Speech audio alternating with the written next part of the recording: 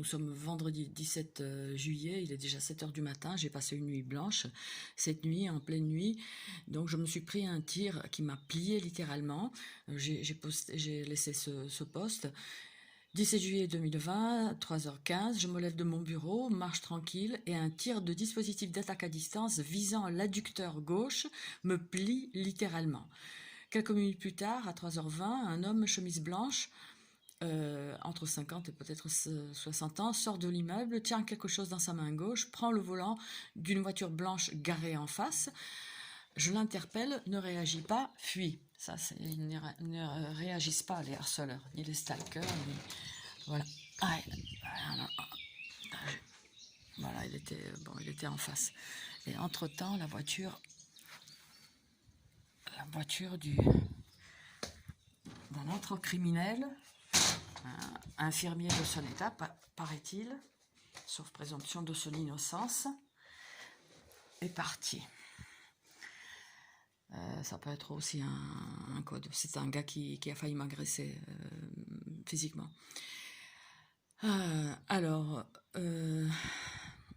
Quelques minutes encore plus tard, à 3h25 par là, une moto démarre bruyamment du garage ouvert d'un petit immeuble à gauche, un peu plus en hauteur là du mien. À cet endroit aussi, il y a un truc, il y a probablement un... enfin bon, c'est trop long. Oui, je le précise, ouais, ça sert à rien de toute façon. Et là, donc, à 3h30, donc là, au moment où j'écrivais, il était 3h30, un homme, la quarantaine, va vers sa voiture en boitant. Hein, le code de ces criminels misérables, c'est imiter ce qu'ils viennent de faire à la cible. Ou souvent aussi laisser entendre les tortures avant, en faisant passer devant la cible des personnes handicapées, des personnes avec des béquilles, etc. Voilà. Alors, il est à noter que mes initiales BK sont dans la plaque d'immatriculation de sa Volkswagen garée sous mes fenêtres. Pareil, lorsque je l'interpelle, ne réagit pas trop. J'ai travaillé, dit-il. Oui, c'est ça, à 3h30, tu as travaillé. Hein. Donc, voilà, qu'il te soit fait pareil. Hein. Si tu as passé ton temps, parce que là, ça me fait boiter. Hein. La voiture était là, donc. Alors, je viens de le montrer, peut-être. Oh là là, je me rappelle plus, parce que j'ai fait j'ai effacé une vidéo tout à l'heure. Un scooter BR, voilà, 179VY06, garé devant le garage, et garé devant le garage où il n'a rien à faire. Allumer le garage à distance et rallumer pareil toutes les nuits. Est-ce qu'il est là encore, lui? La lumière... ouais, il est encore là, lui. Voilà. Enfin bref, il est là.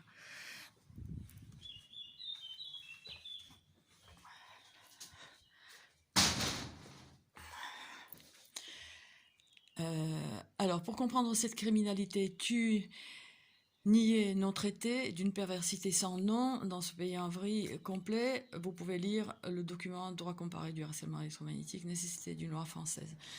Je voulais vous montrer encore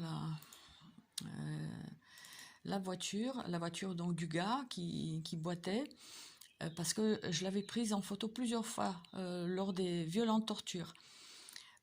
Là, j'avoue que j'étais pas agressée, j'étais tranquille, je me lève, tac, tac, paf, je pliais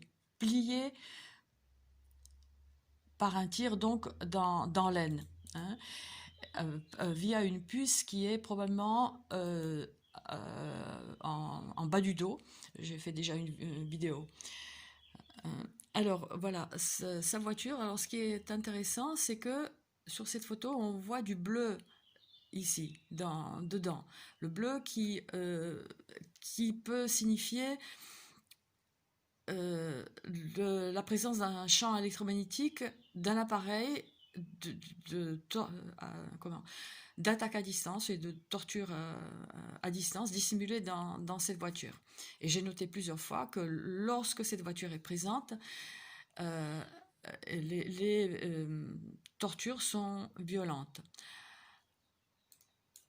Alors là, vous pouvez me dire là aussi, mais bon, hein, là, ça, pareil, hein, j'ai une autre photo. C'est probablement pas par hasard que ces voitures se trouvent en dessous de mes fenêtres lors des tortures violentes. Ouais, ouais, je vais te montrer là. Voilà, là. BR, ber veut dire dans ma langue maternelle prends, na, tiens, voilà. Vie, dans ma langue maternelle, veut dire vous.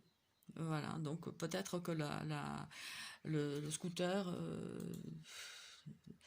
il est là pour faire distraction, quoi, non, pas distraction, comment on appelle ça?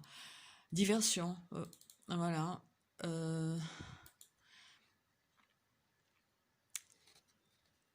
mais bon, voilà, le réseau procède de manière codée. J'avais quelque part encore, voilà, ça je vous montre aussi souvent.